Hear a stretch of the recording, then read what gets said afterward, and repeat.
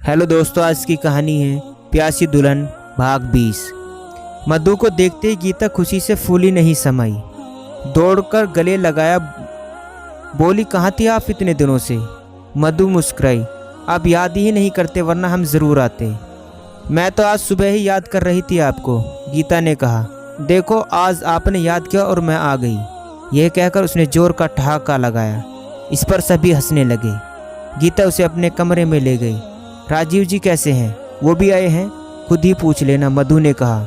तभी आनंद राजीव के साथ कमरे में दाखिल हुआ। उनके हाथ में मिठाई का एक डिब्बा था।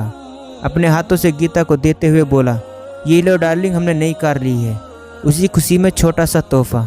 गीता ने मुस्कुराकर कहा, नई कार? अरे वाह, बहुत सुंदर। राजीव जी बधाई हो, गीता ने खुश होते हुए कहा। राजीव ने एक आंख दबाई। आपसे सुंदर नहीं भाभी जी। गीता के गाल शर्म से लाल हो गए। गीता ने मुस्कुराकर डिब्बा लिया और उसे खोला। उसमें सफ़ेद रसगुल्ले थे। चौंक कर आनंद की ओर देखा। इससे पहले वह कुछ कहते राजीव बोला, मेरे हाथ से मुंह मीठा करो भाभी जी। तभी राजीव ने डिब्बे से एक रसगुल्ला उठाया और गीता के होठों से लगा दिया। गीता ने आनंद की ओर देखा, वह भी खुश नजर आ रहा था। गीता ने जैसी रसगुल्ला खाया, राजीव ने चुटकी ली। देखो आनंद, अब भाभी जी के होठ कितने मीठे हो गए। आनंद ने इस ओर कोई टिप्पणी नहीं की। गीता वहां से हटकर एक और खड़ी हो गई। मधु ने कहा, गीता जी इस खुशी में पार्टी रखी है, आप दोनों को आना है। आनंद ने हाँ में सर हिला और सभी हंसी मजाक करने लगे। कुछ देर बाद राजीव और मधु बाहर चले गए और आनंद बिस्तर में। गीता ने घर का जरूरी काम निपटाया और थककर पति के साथ बिस्तर में लेट गई। आनंद ने कुछ देर छेड़छाड़ की मगर गीता का मूड नहीं था, लिहाजा कुछ देर बाद वह सो गया। जबकि गीता पार्टी और मधु के संग के सपनों में खो गई और न जाने कब उसे नींद आई होगी। फिर 2 दिन बाद सुबह उठते ही गीता ने याद किया, क्यों जी, मधु के यहाँ पार्टी है, वहाँ जाओगे क्या? आनंद ने गौर से गीता की ओर देखा। कुछ सोचते हुए बोला, हाँ जानो तो है, मगर तुम मुझसे पूछे बिना किसी के साथ नहीं बोलोगी। गीता ने हाँ में सर हिलाया। ये भी कहने की बात है, आप बेफिक्र रहिए। आखिर वो दोनों पार्टी में जाने के लिए सुबह से ही तैयारी करने लगे। आनंद ऑफिस से जल्दी आ गया और शाम होती वे दोनों राजीव के घर के लिए निकल पड़े। निर्धारित समय से पहले वे लोग राजीव के घर पहुंच गए। राजीव ने उनका गर्मजोशी से स्वागत किया। अन्य मेहमान अभी भी आ रहे थे। आनंद ने गीता को अंदर जाने का इशारा किया और स्वयं राजीव के साथ मेहमानों की अगुवाई में मुख्य गेट पर खड़ा हो गया। जैसे ही गीता अंदर गई, मधु उसे देखते ही खुशी से फूली नहीं समाई। गले में बाहर डालकर वो गीता को अपने कमरे में ले गई। कमरा दुल्हन की तरह सजाया गया था। बिस्तर पर गुलाब जल और फूलों की पंखुड़ियाँ बिखरी गई थी।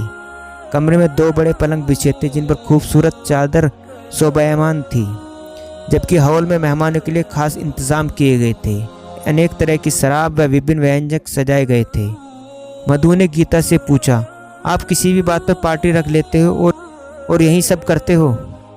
मधु खिलखिलाकर हंसी, हाँ जान, हमें तो बहाना चाहिए पीने और पिलाने का।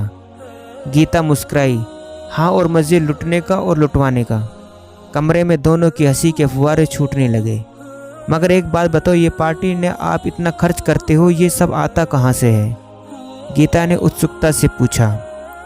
मधु रहस्यमयी मुस्कान बिखेरती ही बोली, ये सब आपकी समझ में जरा देर से आएगा, बस आप आती रहना। गीता ने गौर से मधु की ओर देखा। ऊपर से नीचे तक महंगे कपड़े लिपटी आने जीवन से लदी थी। देखने में किसी महारानी से कम नजर नहीं आ रही थी। गीता चुप हो गई। बाहर मेहमान का आना अभी जारी था।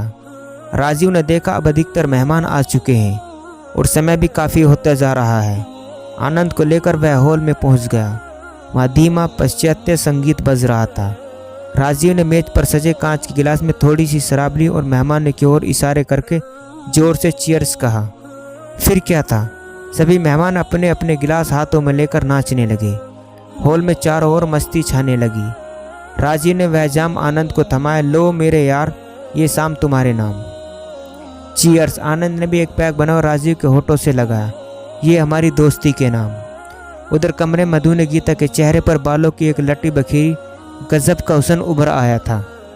गीता ने मधु के कान में आहिस्ते से कहा, मधु जी, वो शराबी बुढ़ा आया है क्या आज भी? मधु तुरंत इशारा समझ गई मगर अनजान बनते हुए बोली, कौन बुढ़ा? गीता शर्माते हुए बोली, अरे वही जो। मधु बात पूरी होने से पहले ही हंस पड़ी। वो बुड्ढा जो आपका दीवाना हो गया था। मधु को शरारत सूझी। वो तो आज तक आपके लिए तरस रहा है। तुम्हारी न जाने कौन सी अदा ने उसे घायल कर दिया। गीता शर्मा कर उंगली में पल्लू लपेटने लगी। मधु ने चौका मारा। कहूँ तो आज कर दूँ पूरी उसके मन की। पार्टी का दस्तूर भी है, मौका भी है और शराब भी है। गीता कुछ न बोली। लज्जा से उसके गाल सुर्ख हो गए। तभी आनंद कमरे में आया। अरे आप दोनों यहाँ कमरे में अकेले क्या कर रहे हो? हॉल में चलो, सब एंजॉय कर रहे हैं। मधु ने राजीव का हाथ पकड़ा और बोला, मैं तो कुछ ज़्यादा ही थक गई हूँ। गोद में उठाकर ले चलो तो बात बने। आनंद ने गीता की ओर देखा। गीता ने एक आंख दबाई और मुस्कुरा दी। आनंद के लिए इतना इशारा काफ़ी था। उसने मधु को दोनों बाहों में उठाया और कमरे से बाहर निकल गया। गीता को अच्छा तो नहीं लग रहा, मगर यहाँ माहौल ही कुछ ऐसा जैसे देश वैसा भेष। चेहरे पर फीकी मुस्कान लिए वो कमरे से बाहर निकली। हॉल में गुलाबी रोशनी बिखरी थी। सभी मेहमानों के हाथों में जाम थे। यहाँ स्त्रियाँ भी कुछ कम नहीं थीं। पुरुषों के बराबर पैक बना रही थी, खुद भी पी रही थी और साथी मित्रों को भी पिला रही थी। माहौल नितांत नशीला होता जा रहा था। आनंद ने गीता को एग्जाम पकड़ा दिया। गीता अपने हाथ में मेरे सामने एंजॉय करो तो मुझे कोई आपत्ति नहीं है, बशर्ते आप भी मुझे थोड़ी छूट दे दो। गीता ने एक सांस में खाली गिलास कर दिया। आनंद चौंका, इतनी जल्दी? गीता मुंह बनाती और काजू खाते हुए बोली, मैं ऐसे देर तक नहीं पी सकती। अजीब स्वाद और अजीब गंध है। और रही छूट देने की बात, तो वैसे भी आप यही चाहते हो। चलो अब यही सही, मेरी तरफ से पूरी छूट है जान। इतना सुनना था आनंद का चेहरा खिल उठा। कसकर उसे अपनी बाहों में जकड़ते हुए बोला, ये हुई ना बात, अब इंजॉय करो।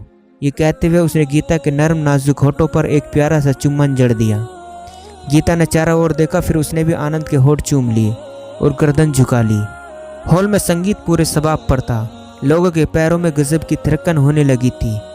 कुछ लोग जानबूझकर दूसरी स्त्रियों से टकराने लगे। हंसी से फुहारे छूट रहे थे। चारों ओर मस्ती और शरारत झलकने लगी। राजीव ने लड़खड़ाते कदमों से गीता के पास आया। आपका गिलास खाली क्यों है जाने मन? ओ सॉरी भाभी जी। तभी पीछे से आनंद की आवाज़ आई, जाने मन बोलना भाभी जी, ये तो घर पर है। इतना कहकर वो खिलखिलाने लगा। उधर मधु किसी नौजवान के साथ मजाक कर रही थी। अरे विपुल, आपकी तो 3 महीने पहले ही शादी हुई है, अभी तो उसके साथ मज़े करो। मैं तो उन्हें भी पार्टी में लाया हूँ भाभी जी। अभी से आना जाना करेगी तो तौर तरीके जल्दी सीख जाएगी। क्यों, ठीक है ना भाभी जी? अरे वाह, बहुत खूब। कहाँ है आपकी बीबी? हमें मिलवाओ ना, मधु ने चहकते हुए कहा। अभी लो मैं बुलाता हूँ। इतने कहकर वह एक और चला गया। मधु शरारत भरी मुस्कान के साथ गीता के पास पहुंची। एक नई दुल्हन आई है पार्टी में, तुमसे मिलवाती हूँ। अगले ही पल मधु गीता के साथ हॉल के कोने में खड़ी हो गई। एक नौजवान प्यारी सी लड़की के हाथों में हाथ डालकर उनके करीब आया। देखो डार्लिंग, ये है मधु भाभी है, और यह है मेरी जाने जिगर, मेरी पत्नी आभा। गीता ने देखा आभा नाम की एक लड़की बेमिसाल खूबसूरत थी। खूबसूरती की मालिक है। ऊंची नाक, पतले होठ, तिलकस उभार, पतली कमर और उस पर जानलेवा नितंब, जो देखो बस देखता रह जाए। सचमुच आभा ही आभा झलकती है उसके पूरे जिस्म से। मधु ने प्यार से उसे गले लगा और उसके गालों पर एक चुम्मा जड़ दिया। वो शर्मा कर रह गई। उधर गीता भी आभा को मंत्रमुग्ध देखती रह गई। क्या होगा आगे जानने के लिए कहानी का अगला भाग ज़रूर देखें। दोस्तों, ये था प्यासी दुल्हन भाग 20। दोस्तों, कहानी अच्छी लगी हो तो चैनल को सब्सक्राइब करना